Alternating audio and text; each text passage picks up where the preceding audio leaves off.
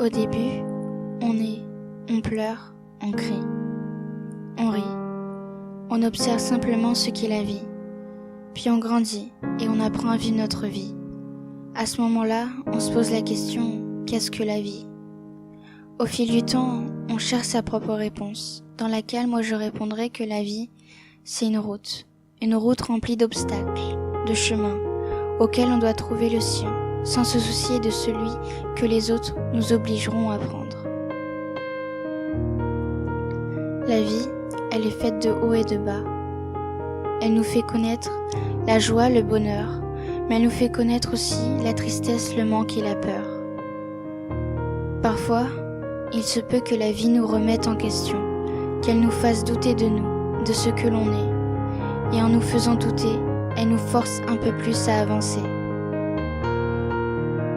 Parfois, on peut ne plus avoir le goût de vivre, ce sentiment d'impuissance à l'égard de tout, qui peut nous mettre au plus bas, même dans les bons moments.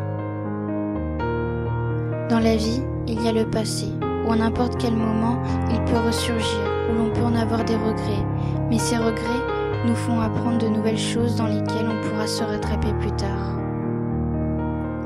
La vie, elle est courte, il n'y en a qu'une. On ne sait pas quand elle prendra fin, on ne sait pas ce qu'elle nous réserve. C'est pour cela qu'il ne faut pas stresser du futur ou être triste du passé. Faut sourire à l'avenir. Et comme tout le monde, la vie, elle a une fin. Un dernier chemin, celui de la mort, cette chose inévitable. Certains voient la mort comme une fin heureuse, car ils ne peuvent plus supporter la vie une seconde de plus.